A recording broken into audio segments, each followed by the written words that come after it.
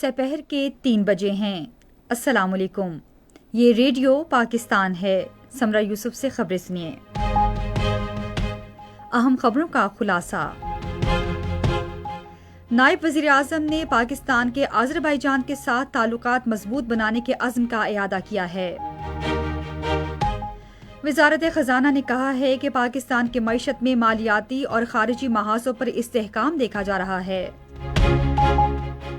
اسلام آباد میں ایک اجلاس کے دوران چھوٹے اور درمیانے درجے کی صنعتوں کی ترقی کے لیے نجی شعبے کے ساتھ تعاون بڑھانے پر اتفاق کیا گیا ہے۔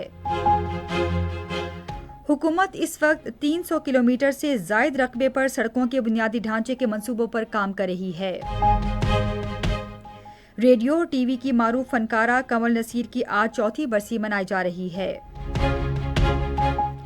پاکستان اور نیوزی لینڈ کے درمیان آخری T20 کرکٹ میچ کل ویلنگٹن میں کھیلا جائے گا۔ اور اب خبروں کی تفصیل۔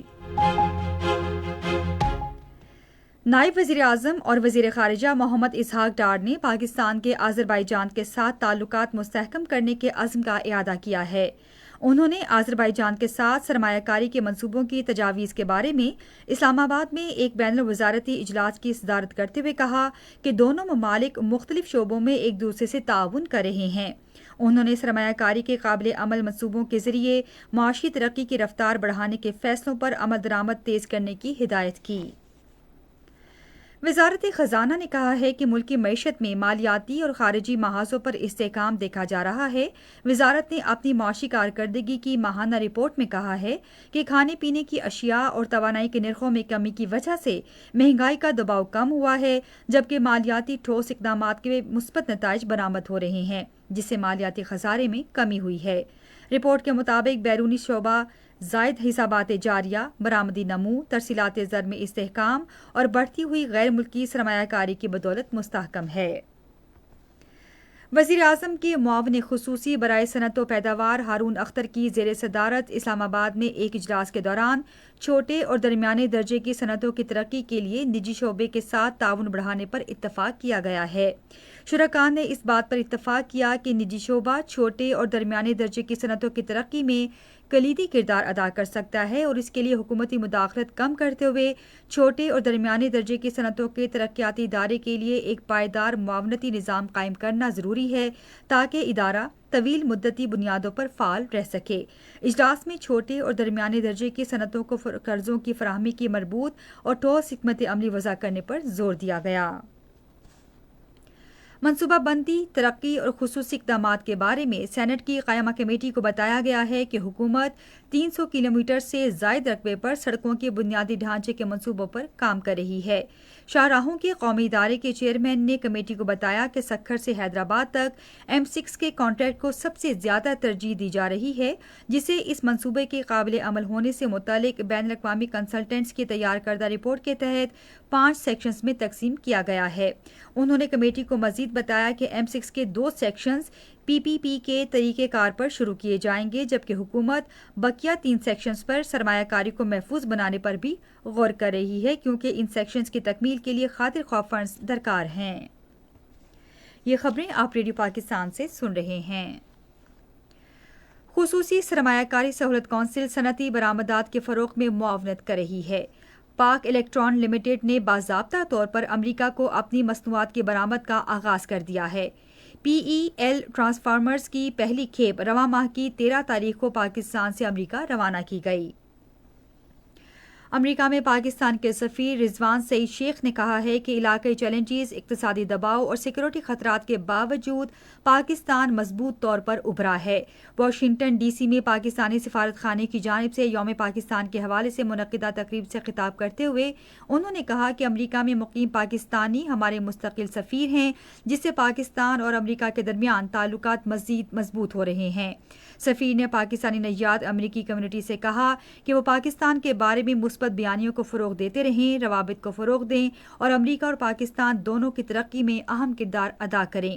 اس موقع پر اپنے ریمارکس میں جنوبی اور وسطی ایشیائی امور کے بیورو کے senior bureau official Eric Meyer نے پاکستان کے ساتھ مضبوط اور پائیدار شراکت داری کے لیے امریکی عزم کا اعادہ کیا۔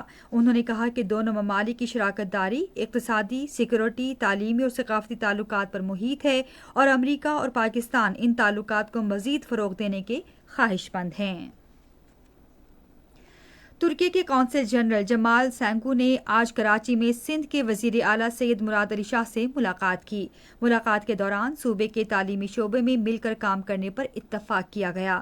اس موقع پر وزیر اعلیٰ نے کہا کہ ترکی کے تعاون سے ایک زرعی تحقیقی مرکز ٹنڈو جام زرعی یونیورسٹی میں اور ایک تحقیقی مرکز سندھ مدرسۃ الاسلام یونیورسٹی میں قائم کیا جا رہا ہے۔ قونصل جنرل نے وزیر اعلیٰ سندھ کو بتایا کہ ترکیہ ٹھٹھہ کے مکلی مزارات پر بھی کام کر رہا ہے۔ وزیر اطلاعات و نشریات عطاء اللہ تارڑ نے army chief general Syed Asim Munir کی والدہ کے انتقال پر دکھ اور افسوس کا اظہار کیا ہے۔ اپنے تعزیتی پیغام میں انہوں نے مرحومہ کی مغفرت کے لیے دعا کی اور سوگوار خاندان سے تعزیت کا اظہار کیا۔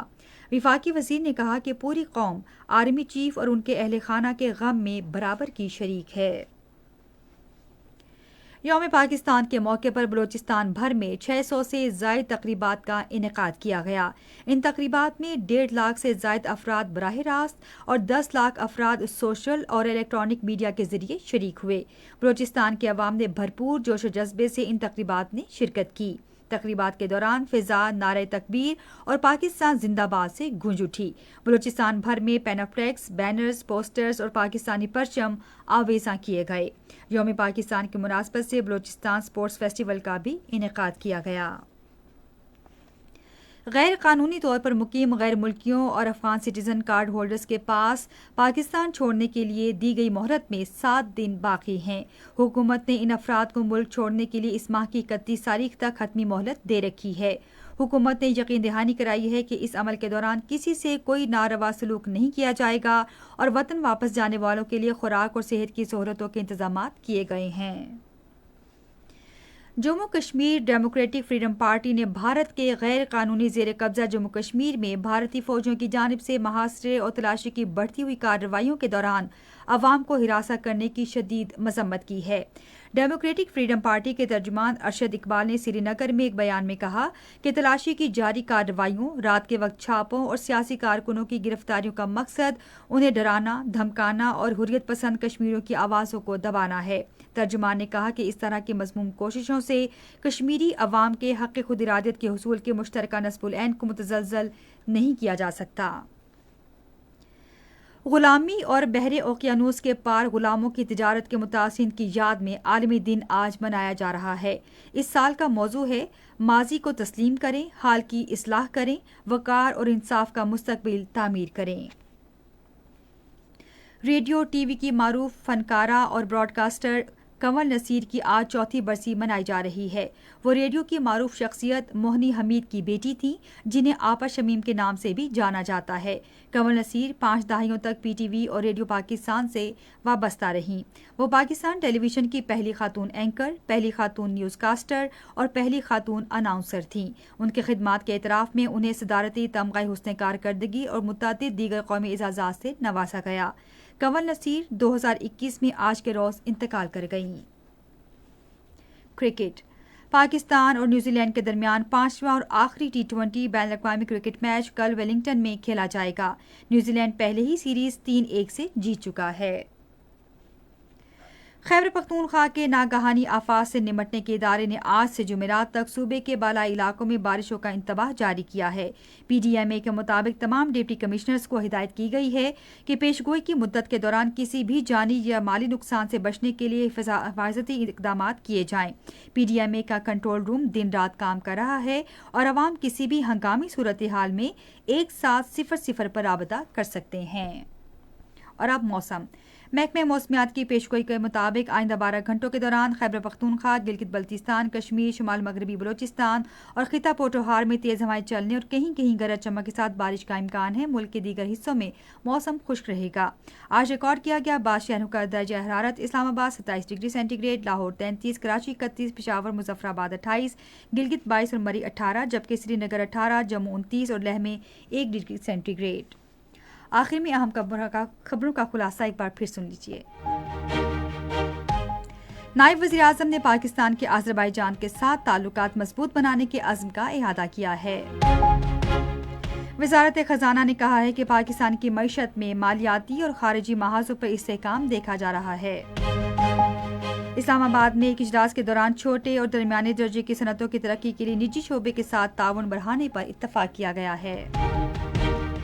اسی کے ساتھ خبریں ختم ہوئی۔ مزید خبروں تجزیوں کے لیے آئیے ہماری ویب سائٹ radio.gov.pk پر اور فیس بک کے link radio Pakistan news official پر براہ راست ویڈیو اسٹریمنگ بھی ملاحظہ کیجیے۔